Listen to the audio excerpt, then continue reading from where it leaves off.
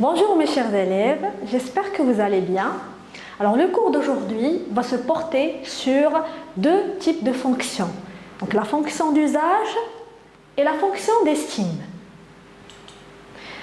Donc on va commencer tout d'abord par définir le terme fonction. Donc qu'est-ce que ça veut dire une fonction?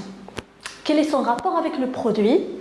Et comment trouver une fonction de n'importe quel produit ou objet?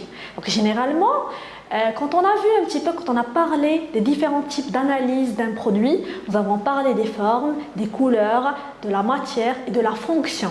C'est-à-dire que, avant de commencer à travailler sur n'importe quel produit, avant de commencer le processus de la création, il faut penser à trois éléments importants. Donc le premier élément, c'est la structure, les formes, les concepts, l'idée générale. Et ça s'englobe dans le terme esthétique. Le deuxième élément, c'est la fonction dont on va parler aujourd'hui. Donc on va voir un petit peu qu'est-ce qu'une fonction. Le troisième élément, c'est la cible. À qui le produit est-il adressé? D'accord? Donc on va commencer par définir la fonction d'usage. Donc généralement quand on parle de fonction, on pose la question à quoi sert l'objet. Donc le produit il sert à quoi? Donc pour trouver n'importe quelle fonction, il faut poser la question à quoi sert l'objet. Donc ici devant vous, vous avez deux types de téléphones portables. Donc c'est un téléphone portable normal. Par contre, celui qui est là, il a comme fonction différente de celui qui est juste à côté. Donc nous avons deux types de fonctions différentes et nous allons comprendre pourquoi et comment. Alors si je vous pose la question, pourquoi on achète ce téléphone-là, par exemple? Pourquoi on l'achète? Je ne vais pas nommer le téléphone. Voilà, donc vous le voyez, vous le reconnaissez. À quoi il sert normalement? Donc moi, je vous dirais tout simplement, j'achète ce téléphone pour communiquer. Donc justement pour faire une communication. Peut-être que je pourrais l'acheter aussi parce qu'il est petit de taille, pour l'économie de sa batterie, peut-être pour les jeux, mais il n'y a pas beaucoup de jeux certes, mais ça va se résumer sur la communication. Donc on l'achète juste pour communiquer. Par contre, l'autre téléphone qui est là, donc on l'achète pas forcément pour communiquer. Donc on peut l'acheter pour d'autres objectifs. Par exemple, regarder des films, se connecter via Internet, écouter de la musique. Donc il y a jouer. Donc il y a beaucoup d'éléments qui vont me pousser à l'acheter. Donc regardez avec moi la différence. Celui-là, je l'achète juste pour communiquer. Par contre, ce même téléphone portable, je l'achète pour d'autres objectifs. Se connecter à Internet, comme ce que je viens de dire. Donc, si je me pose la question, à quoi sert le premier téléphone? C'est pour communiquer. Donc, la fonction ici, la fonction d'usage, la fonction première, c'est la communication. D'accord? Par contre, là, si je pose la question, pourquoi je l'achète? La réponse, ça va être pour plusieurs objectifs, pour plusieurs usages. Donc voilà, quand on dit fonction d'usage, c'est-à-dire l'utilité, donc son utilité. Là, ça va être communiqué. Là, il a beaucoup d'autres utilités, hormis la communication. Voilà. Donc, ici, quelle est la fonction de ces deux objets? Donc, je viens de répondre. La fonction première, c'est la communication. Achetons-nous ces objets pour les mêmes raisons? Ben non, forcément. Parce que si quelqu'un qui a besoin juste de faire une communication, il achètera celui-là. Par contre, quelqu'un qui voudrait, un jeune, un adolescent comme vous, il va acheter le smartphone justement parce qu'il a besoin de se connecter via Internet, ainsi de suite. Donc là, c'est juste une petite introduction pour vous expliquer mieux la fonction d'usage. Donc là, un récapitulatif. Donc je le choisis. Donc je choisis celui-là car il remplit pleinement sa fonction d'usage. Il remplit pleinement la fonction auquel je l'achète. C'est-à-dire que moi, j'ai besoin que de téléphoner, j'achèterai celui-là. D'accord? Tout en restant un produit très bon, à un très bon rapport qualité-prix, effectivement. Donc ce téléphone, il est très très connu pour sa qualité, il est robuste, il a une bonne économie de la batterie.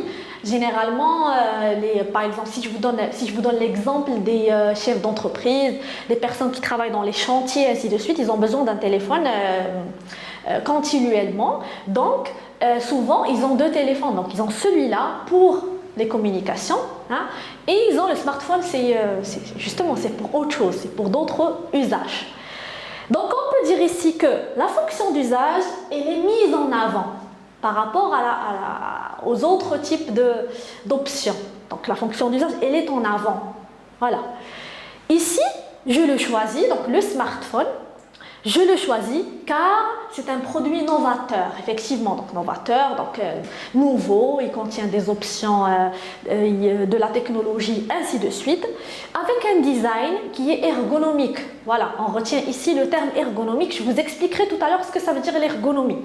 Donc il est novateur et son design est ergonomique. Donc actuellement, beaucoup de sociétés commencent à penser à comment vendre via un design, un cadre, un produit qui est à la fois qui englobe entre la forme, entre l'esthétisme, entre la flexibilité du produit, son ergonomie et l'usage auquel il rend service. Donc c'est ce qui se passe actuellement. C'est pour ça, il y en a qui vont s'orienter vers ce type de produit, hein, pour son design, mais aussi pour tout ce qu'il ne produit comme usage. Donc, je viens de dire qu'il est ergonomique, très recherché. Donc c'est un produit cher, effectivement. Donc si on le compare avec celui-là, le smartphone est cher. Pourquoi? Parce que justement, il nous permet d'autres options plus que la communication. Donc, il me permet de me démarquer, effectivement. Donc, quand je dis se démarquer, c'est justement par rapport à son entourage. Par exemple, vous, en tant qu'étudiant, donc, vous allez opter tous pour un smartphone pour vous démarquer. C'est une marque d'appartenance sociale peut-être par rapport à celui-là. Voilà, donc il y a un petit peu ça aussi. Donc la fonction d'estime ici est mise en avant. Donc sa fonction d'estime, elle est mise en avant par rapport à la fonction d'usage. Ne faites pas très attention à l'estime. Je vous expliquerai petit à petit ce que ça veut dire l'estime. Donc là, vous avez une idée sur l'usage, la fonction première. Alors l'estime, c'est beaucoup plus ce qui vient, c'est le plus. C'est les fonctions qui ne sont pas primaires. Donc l'usage, c'est la fonction primaire, communiquer. L'estime, c'est se connecter, jouer, peut-être, qu'est-ce que je dirais? Alors, regarder des vidéos, regarder des films, ainsi de suite. Donc ça, c'est l'estime, c'est le plus. D'accord? Donc, là, c'est une petite définition que vous devez noter. Donc la prise de notes est très très importante. Donc, il faut noter ces deux définition. Donc la fonction d'usage, c'est l'ensemble des caractéristiques techniques qui définissent un objet. Donc l'usage, c'est l'ensemble des caractéristiques techniques. C'est-à-dire, quand on va parler d'une chaise, par exemple, alors son usage, ça va être ce qui permet à la chaise de remplir sa fonction de s'asseoir. Donc je m'assois dans la chaise. Pour que la chaise me permette de s'asseoir, elle doit avoir une assise, donc la partie basse, hein, une assise fonctionnelle, une assise ergonomique, c'est-à-dire qui embrasse la forme du corps, une assise flexible, confortable, ainsi de suite. La chaise aussi doit avoir des piétements, donc là c'est pour remplir sa fonction de s'asseoir. Des piétements, peut-être des piétements rotatifs, pivotantes, flexibles aussi, qui puissent tenir le poids, ainsi de suite. Alors, par rapport au dossier, le dossier c'est là où la partie où on repose le dos. Il y a des chaises qui ont un dossier. Alors, quand la chaise n'a pas de dossier, elle devient tabouret. Voilà. Donc, on parle là des fonctions techniques. On n'a pas abordé tout ce qui est esthétisme, tout ce qui est design, tout ce qui est couleur, tout ce qui est matériaux intelligents, ainsi de suite. On parle que de la fonction technique. Et c'est la fonction d'usage. Donc, c'est l'ensemble des caractéristiques techniques qui définissent un objet. La fonction d'usage est donnée par la question à quoi sert l'objet. Donc, pour trouver la fonction d'usage, on doit se poser la question à quoi sert cet objet qui est devant nous. Donc, par exemple, dans l'examen ou bien dans les séances bloquées, les contrôles, ainsi de suite, si je vous donne une image d'un objet, hein, par exemple, on va dire d'un placard, et je vous pose la question, à quoi sert le placard? Quelle est sa fonction d'usage? Donc la réponse va être ranger. Donc ranger. Donc, la réponse, elle est toujours donnée sous forme d'un verbe. Toujours. Donc, on se pose la question, à quoi sert le produit? Pour trouver sa fonction d'usage, la réponse, c'est un verbe. Comme ce que je viens de dire, le placard, c'est pour ranger. La chaise, c'est pour s'asseoir. On va dire le mug, ou bien les thermos, ou bien c'est pour boire. La table, donc si c'est une table à manger, donc la table, la salle à manger, ça va être bien sûr manger. Si c'est une table de travail, par exemple comme le bureau, ça va être travailler. Si c'est une table normale, une table de séjour, c'est poser. D'accord? Donc toujours la fonction d'usage, elle est trouvée par un verbe. La réponse est un verbe. Bien, j'imagine que vous avez compris. Alors on va passer à la fonction d'estime. Donc la fonction d'estime, elle est liée au goût de l'utilisateur. Rappelez-vous l'exemple de tout à l'heure, le téléphone, le smartphone. Donc moi, j'achèterai un smartphone parce que je veux me connecter, parce que je veux jouer, ainsi de suite. Donc l'estime, il est lié au goût, ou bien au choix, ou bien à l'objectif de l'utilisateur. Donc elle peut être ressentie différemment d'un utilisateur à un autre. C'est-à-dire, moi, j'ai besoin d'acheter un bureau, par exemple. Il me faut un bureau dans ma chambre. Quand je vais aller l'acheter, devant moi, il y aura beaucoup de types. Dans un magasin, par exemple, je vais dans un magasin, il y a beaucoup de types de bureaux. Donc, je ne vais pas forcément, pour faire part, pour bien choisir ou bien pour choisir un parmi tout ce qui est devant moi, ben forcément, il y a le goût, mon goût à moi qui va intervenir, qui va orienter mon choix. Il y a le goût, il y a toutes mes références culturelles, artistiques, par exemple. Si moi, je suis très très influencée par la culture aztèque, maya, inca, ainsi de suite, donc je vais opter pour un bureau qui a des formes qui reprennent les créations aztèques, maya. Si par exemple j'aime tout ce qui est streamline, le mouvement, l'aéronautique, ainsi de suite, donc j'opterai pour un bureau qui dans ses formes reprend le mouvement, donc linéaire, qui ressemble par exemple à une voiture, un avion, ainsi de suite, donc de formes qui sont linéaires. Donc les références artistiques culturelles orientent mon choix pour choisir un produit. Donc ce qui plaît à certains ne plaira pas forcément à d'autres. Voilà. Donc la fonction d'estime, elle est donnée par la question qu'est-ce qui me plaît, par exemple. Donc, est-ce que l'objet me plaît et pourquoi il me plaît? Qu'est-ce qui me plaît dans cet objet, ainsi de suite.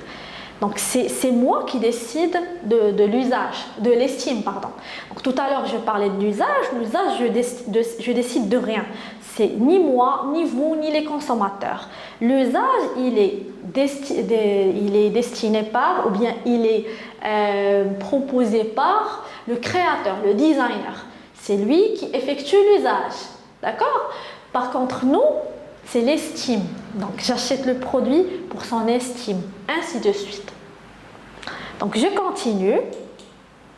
Donc là, vous avez plusieurs types de fonctions d'estime. Donc j'ai englobé ici, pour vous aider bien sûr, un bon nombre de vocabulaire de la fonction d'estime. Justement, pour essayer n'importe quel produit, dans n'importe quel domaine, il entre dans l'un des thèmes suivants. Donc, je vais essayer de les lire et de les expliquer brièvement. Donc, nous avons ici la fonction d'estime artisanale. Quand c'est un produit, par exemple une chaise artisanale, donc on arrive à voir qu'elle est fabriquée en bois, qu'elle contient beaucoup d'ornements, qu'elle n'est pas simplifiée, que le bois n'est pas un bois massif, c'est un bois naturel, qu'elle contient des ornements, ainsi de suite. Donc c'est une chaise artisanale faite par un créateur, un artisan, ainsi de suite. Donc sa fonction d'estime va être une fonction artisanale, une inspiration de l'artisanat. Traditionnel, donc traditionnel, ça va de soi avec artisanal. Par contre, alors quand on dit, on va dire que traditionnel c'est globalement, artisanal c'est spécifiquement. Donc la tradition de n'importe quel pays, ainsi de suite. L'artisanat, elle est spécifique, par exemple au Maroc ou ainsi de suite. Donc traditionnel et l'artisanat c'est la même chose. Industriel, donc là c'est carrément l'extrême de l'artisanat. Donc industriel, c'est-à-dire quand il s'agit d'un produit qui est fabriqué dans l'usine. Donc il y a eu un processus de mécanisation pour la fabrication d'un produit. On peut simplement le trouver via la matière, les matériaux. Donc quand on a devant nous, on va dire une chaise toujours faite en métal, elle n'est pas forcément artisanale, elle est industrielle. C'est facilement repérable. Alors unique, oui, donc unique, une fonction d'estime unique, c'est quand il s'agit d'un produit designé, un design, une œuvre d'art, d'accord? Une chaise œuvre d'art, une banquette œuvre d'art, ainsi de suite.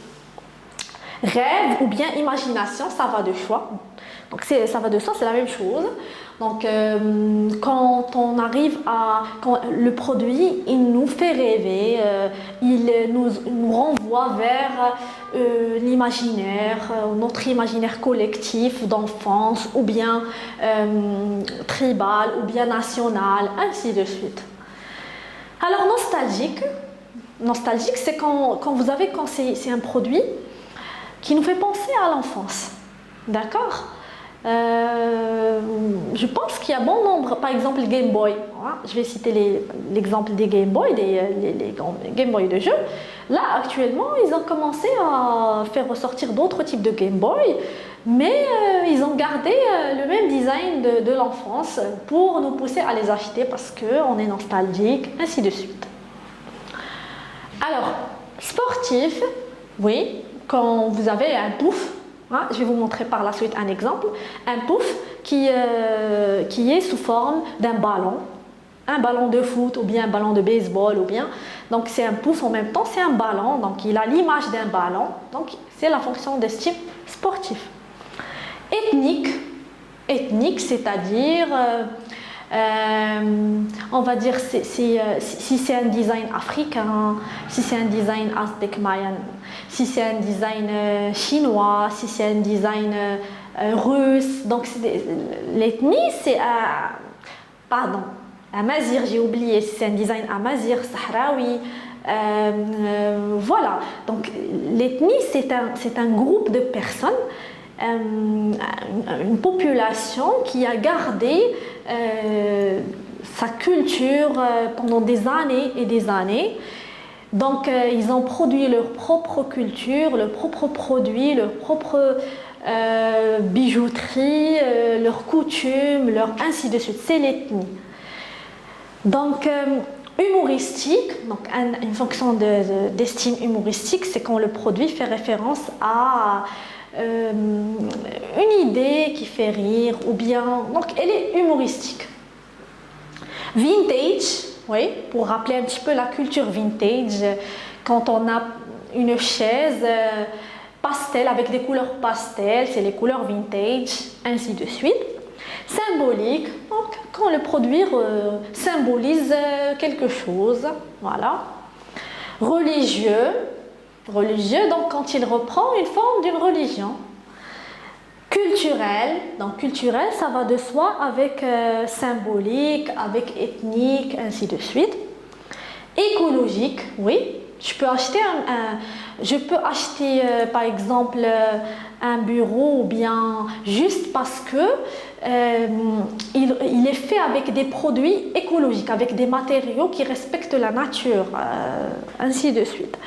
Donc le jeu, oui, quand le produit lui-même il contient un jeu. Par exemple, vous savez les petites boîtes de rangement pour les enfants, des fois c'est une boîte normale et des fois c'est une boîte avec une mobilette, une petite voiture en même temps, elle contient un réservoir pour ranger les jouets, ainsi de suite. Donc c'est une idée qui contient un jeu.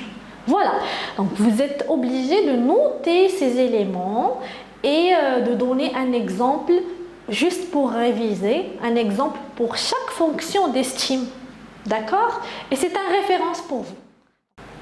Bien, donc là, on va passer au deuxième slide. Voilà. Donc ici, vous avez des exemples. Vous avez 6 chaises. D'accord? Donc on va essayer de déterminer la fonction d'usage et la fonction d'estime. Donc la fonction d'usage de ces différentes chaises, elle va être la même. Donc, à quoi sert le produit? S'asseoir. Donc automatiquement, la fonction d'usage, c'est s'asseoir. Par contre, la fonction d'estime, elle est différente. Elle se diffère de celui-là vers celui-là. Donc on va commencer par la première chaise. La fonction d'estime ici, moi je dirais que simple. Donc simple, c'est une fonction d'estime simple. Je ne l'achète pas forcément pour quelque chose. Hein? D'accord? Par contre ici, on commence à voir plutôt une fonction d'estime qui est industrielle. D'accord? Parce qu'il contient plusieurs technicités, plusieurs mécanismes, ainsi de suite. Là, nous avons une fonction d'estime, on va dire art déco, parce qu'il y a une inspiration du mouvement art déco, ainsi de suite. Là, on va dire que c'est une fonction d'estime contemporaine, moderne, ainsi de suite. Vous voyez? Par contre ici, c'est une fonction d'estime streamline. D'accord? On a le mouvement, on a le cercle. Donc, c'est une chaise streamline. Et enfin, c'est une fonction d'estime qui est sportif. Vous voyez le gant de basket, le gant, pas le basket de baseball. Donc, le gant de baseball, ils ont essayé de créer un pouf avec un gant de baseball. C'est une fonction d'estime qui est, comme ce que je viens de dire, sportif. Alors, pour la suite, voilà. Donc là, ici, par exemple, juste pour récapituler, la fonction d'usage, elle est s'asseoir. La fonction d'estime, donc la forme suit la fonction. On reconnaît les différentes parties fonctionnelles de ce produit. Donc on arrive à voir qu'il contient un dossier, qu'il contient une assise, contient des piétements. Par contre ici, la fonction d'usage, on n'arrive pas à la reconnaître. C'est un objet avec une idée. On a travaillé l'idée. D'accord? Donc, on n'a pas d'assise, on n'a pas de dossier, on n'a pas de piétement, on a une idée. D'accord? C'est le gant, c'est le pouf. Voilà. Alors là, vous avez un pince-linge. Ça, vous savez, le pince-linge, 2 exemples. Celui-là, il contient une fonction d'estime qui est cachée, d'accord? Et on ne voit que l'usage. Par contre, ici, il y a une fonction d'estime qui est, voilà, très très visible. On a une idée, d'accord? Donc la fonction d'estime, elle est liée à l'idée. Il faut retenir ça. Donc la fonction d'usage fait référence aux besoins de base du produit. Par exemple, pour une calculatrice, être capable d'effectuer des calculs. Ça, c'est l'usage. C'est comme ici. Être capable de pincer, de prendre du linge. La fonction d'estime, elle est liée à des besoins autres, d'autres besoins, esthétiques, culturels, ainsi de suite. Comme le confort ou la reconnaissance sociale, c'est le lien affectif qui peut s'établir entre l'utilisateur et le produit, effectivement. Alors, on choisit l'objet pour des raisons personnalisées, culturelles, émotionnelles, ainsi de suite. Alors, ici, vous avez un autre exemple d'un tire-bouchon. Donc là, vous avez un tire-bouchon esthétique, un design de Philippe Starck qui est très très connu. Et là, vous avez un tire-bouchon traditionnel, simple. D'accord? Alors, si je vous pose la question, quelle est la fonction d'usage et la fonction d'estime de ce produit-là? Alors, la fonction d'usage, ça va être ouvrir les bouteilles. Et la fonction d'estime, elle va différer. Ici, on va dire une fonction d'estime vintage. Le jeu aussi, parce qu'il ressemble à une poupée. Contemporain, parce qu'il a un design, c'est un design qui est contemporain, ainsi de suite. Par contre là, on peut dire la fonction d'estime, elle est traditionnelle, tout simplement, classique aussi. Vous voyez? Alors là, vous avez un petit exercice que vous allez faire vous-même. Vous avez 4 produits. Vous avez la presse agrumes de Philippe Starck, vous avez l'éventail, vous avez le grille-pain et le bouillard d'Alessi. Alors vous allez prendre un papier et dessiner ces 4 produits. Ensuite, vous allez définir la fonction d'usage et la fonction d'estime de chacun de ces produits-là. D'accord? On va les corriger ultérieurement. On va continuer. Alors finalement, on va voir, pour finir le cours, on va voir les principes de pose de plusieurs produits. Donc il existe 4 principes de pose pour n'importe quel produit. Alors, il y a la suspendue, donc suspension, quand un produit est suspendu. Il y a la pince, pince. Il y a mural, quand un produit il est mural, accroché à un mur. Et posé, posé, donc posé sur terre. D'accord? Donc ici, vous avez 4 produits. Nous avons là le porte-manteau, nous avons la suspension, nous avons un autre porte-manteau, cette fois-là il est sur pied, et la lampe Tolméo, une lampe à pince. Donc ces produits-là, ils ont 4 principes de pose principal. Ici, il est mural. On voit clairement qu'il est accroché au mur. Là, il est suspendu. Là, il est posé. Et là, il est à pince. D'accord? Donc, finalement, je vais finir ce cours-là en vous demandant de travailler sur 3 objets. Donc, vous allez choisir un parmi ces 3 objets et essayer de transformer le produit, lui donner une fonction d'estime en rapport avec ce qui est écrit là. Pour le premier produit, c'est un pater, une fonction d'estime imaginaire, rêve ou symbolique. Pour le deuxième, jeu amusant. Pour le troisième, c'est une banquette Baudelaire, elle doit devenir classique, vintage, traditionnelle, artisanale. Donc vous allez faire 3 exemples, 3 recherches pour chaque produit. D'accord? Sur une feuille A3. Bien, donc je vous remercie pour le cours d'aujourd'hui. Je vous prie de faire l'exercice et on va le corriger ultérieurement. Merci.